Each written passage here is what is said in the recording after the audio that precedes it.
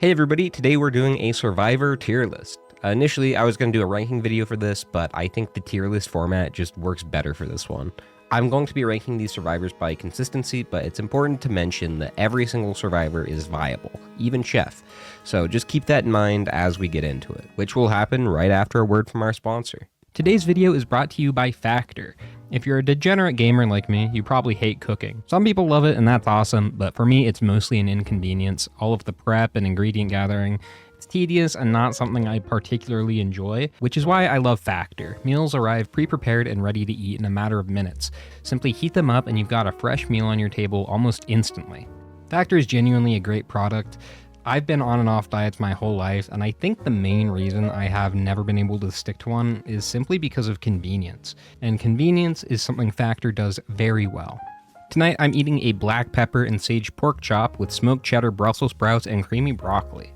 It looks and tastes incredible. Include some in your order today by heading to factor75.com or click the link below and use code 50disputed to get 50% off plus free shipping on your first Factor box. That's code 50disputed at factor75.com to get 50% off plus free shipping on your first box. Thank you, Factor, for the long-time support, and thank you for supporting our sponsors. I know people skip these sometimes, so if you're seeing this, I appreciate you. Now back to the video. Starting off with Captain here, I think he is a solid C tier. He is a hybrid survivor. Hybrid survivors tend to rank a little bit lower for me. Captain has a few options for things he can do. You can usually play around either your primary or your orbitals / Diablo strike. In terms of damage, Captain is usually pretty set. The reason he's as low as he is because, like most hybrid survivors, I feel like he doesn't excel at one thing in particular, and also his mobility is really, really bad.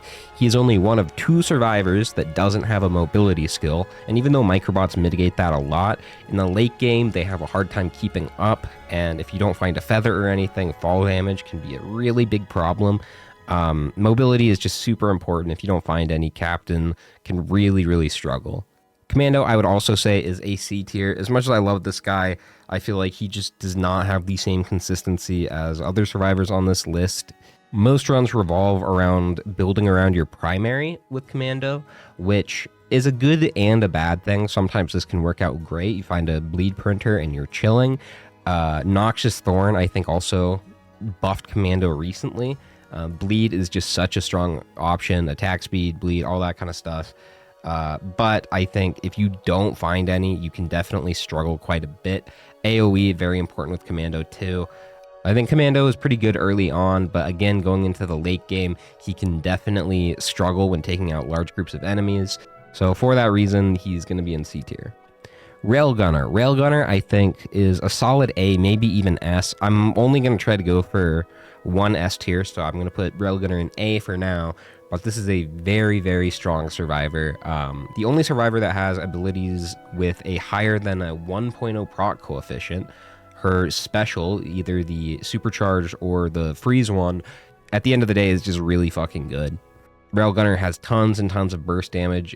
If you get bans, you're chilling. You can even freeze Mithrix. You only have to do 2/3 of the fight, which is just insane. I don't know why this character needed a freeze, but she has one. I think Railgunner struggles a little bit for inexperienced players compared to somebody like Huntress, where you can just run around, hold down your M1. Railgunner is very involved. You have to do the quick reload minigame, and you have to aim in on every target, know the sweet spots. It's just a little bit challenging. I think once you get used to it, Railgunner is extremely good, but there is a bit of a learning curve. Void Fiend, this is also probably an A tier. I am not a huge fan of Void Fiend, but I have to admit he is one of the strongest in the game. Some of these DLC survivors are just crazy. Mainly for Void Fiend, it's his corrupted form. His corrupted primary just does insane amounts of damage, especially if you have crit. Crit makes it deal more damage, of course, but it also reduces the cooldown on corrupted mode. He also has a cleanse, and he has complete invincibility while in his dash. Just a very, very busted survivor all around. Huntress, I mentioned her earlier. I think she's a very good beginner survivor, but I do think she struggles sometimes, especially in the early game. I would say she has some of the lowest DPS out of any survivors right out the gate. She does scale very well once you get some items. I think later on is where Huntress really shines. But if you're going into stage 1 Beetle Queen and you don't have AoE, Huntress can just get demolished sometimes. You can have very, very hard stage 1 and stage 2 TPs. This is a character you really have to build right, or you're really going to struggle with damage, especially with Arrow Rain. Arrow Rain does not cut it. Ballista is quite a bit better, but overall, I do think Huntress doesn't have anything she particularly excels at. She's very mobile. I think that's the main thing she has going for her. But in terms of item builds, she kind of struggles. You can do bans, you can do bleed a little bit, but neither exceedingly well, which I think is a problem with a lot of hybrid survivors, and we'll see that more going forward. Bandit. Bandit is a very solid survivor. I want to put him in A, but I think B, high B tier, might be a little bit better. I'm trying to have a good distribution going. If it looks like a penis by the end, I'm doing a good job. I only want to have like one S tier, one F tier. Most of the survivors I want to be in the middle. So far I feel like I'm doing a pretty good job of that. Bandit, very strong. You have the backstab mechanic. This also makes mobility very important on Bandit. The main issue with backstab is later on, it can be really hard to proc on some enemies because like stages 4 and 5, you're running bigger circles around the enemies and you're going to need more mobility if you actually want to get behind them. If you're not getting the backstab on Bandit, he can really struggle with damage. Desperado is a super great ability. It helps out quite a bit with his DPS. Very, very solid option no matter what run you're playing. Desperado in general is just an incredible ability. Everything scales off it, and it's a great way to start proc chains. I might put him up later on, but for now I think B tier is a good spot. Multi, I feel like Multi is the definition of a mid-tier survivor. Multi, again, I think is a hybrid survivor. Does a lot of things well, but not anything exceedingly well. You do have 4 options for primary with Multi, but I think Scrap Launcher and Power Saw are just infinitely outclassed by Nail Gun and Rebar Puncher. With Multi, you can either go for a band or a bleed build. Both are okay. Your shift is a great option. Your shift actually scales with your movement speed, which is very important on Multi. Multi has a massive hitbox too, so getting speed early on is always going to be important. It's important with all of these survivors, but I would say Multi more so than most. Multi is usually fairly consistent though. I find he mostly struggles against the boss, like Mithrix or False Sun / Voidling.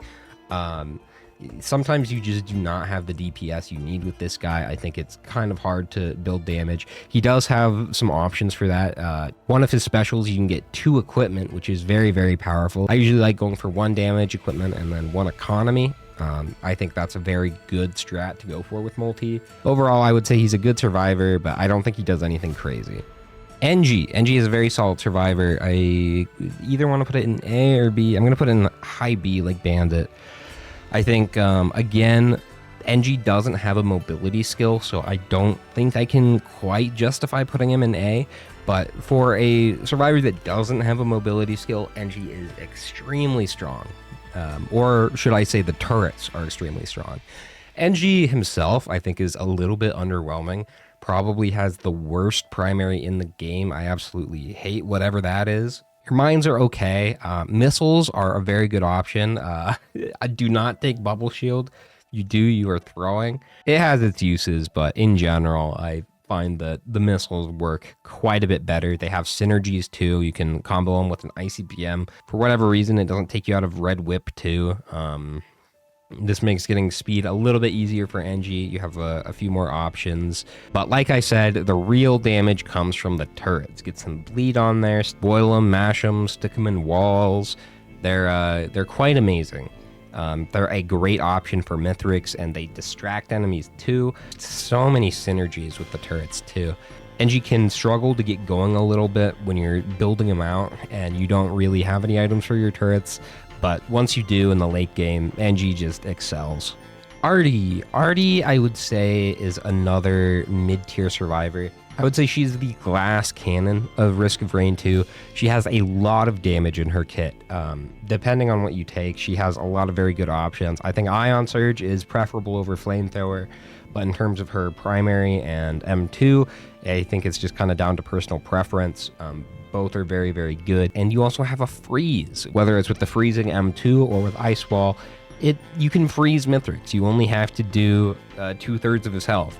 It's like Railgunner. It's absolutely busted, but that's why I love Artie. I think she does struggle a little bit. She has lower acceleration than other survivors. This can make her very difficult to play early on, especially if you take Flamethrower.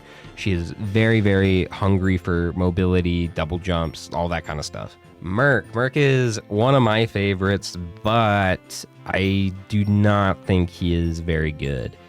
I would even put him at the end here. Merc is weird in that he excels the more enemies are on screen. This makes him very, very good in the late game. He's good pretty much at any point, except when you're fighting the boss. Merc struggles a lot against Mithrix. He just does not do single target damage very well. When you're going through a group of enemies, you're proccing Expose on all of them. You're getting all of your cooldowns lower. You can have very, very solid gameplay loops, but when you're just dealing with one enemy, your Expose cooldowns are not going to be nearly as effective, and your damage is just going to drop off heavily. I think he also doesn't really have a build type that is great for him. He can use Bleed a little bit with Slicing Winds. He can use Bands a bit too with Focused Assault or Expose, but not in a great way. He doesn't have anything that's extremely high damage to get a lot of value out of Bands, and he doesn't have anything that's extremely high fire rate to get a lot of value out of Bleed. I think he has one of the best passives in the game. Getting an extra double jump right out the gate is so, so nice, and not having to worry about finding a Hopu Feather is one of my favorite things about playing Merc, but I don't think it offsets his inconsistency for single target and bosses. Rex, I think...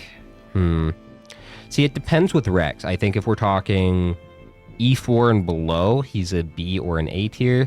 But after Eclipse 5, I would put him down in C. Reason why is Eclipse 5 and Eclipse 8 really negatively affect Rex. Eclipse 5 halves your healing, and Eclipse 8 makes you take permanent damage. This means whenever you try to use an ability with Rex, you're lowering your max HP for the rest of the stage, and you have a harder time recovering it. Rex does have non-self-damaging abilities, but they're quite a bit worse than the alternative. Yeah, really, this is just an Eclipse thing. If you're playing any lower difficulty, I would put him a lot higher. Loader, okay, this is where we go S tier. Loader is such an easy survivor to play. Very difficult to master, I would say, but you don't need to master Loader to have a good run. 2 bands, you can pretty much win a run. You still struggle a little bit, but you would be killing bosses. You would be able to progress. It's definitely possible. I would say Loader is very similar in power to Railgunner, but I would put Loader a little bit higher just because I think the mobility with your M2, the pylon, using that to push down buttons to get free bands, is just so powerful, especially on this survivor. I think the damage is a little bit higher than Railgunner, even with her freeze. Loader just has so many good damage options, you know. If you're hitting something for 3,000% damage on a 5-second cooldown is what it feels. It feels like having a royal capacitor every 5 seconds, basically. Her shift can just scale so high. It scales with movement speed as well. Not that you really need a ton with Loader, because your secondary can just get you all the way across the map in a matter of seconds. Unmatched survivor in terms of mobility and damage. For that reason, I think she is an easy S tier. Acrid. Acrid is a great survivor. I think he would probably go in A here. Main reason for this is Poison. Poison is a solution at any point in the run. It does damage no matter where you are. Most Acrid runs build around this. Stuff like APRs, watches are very good.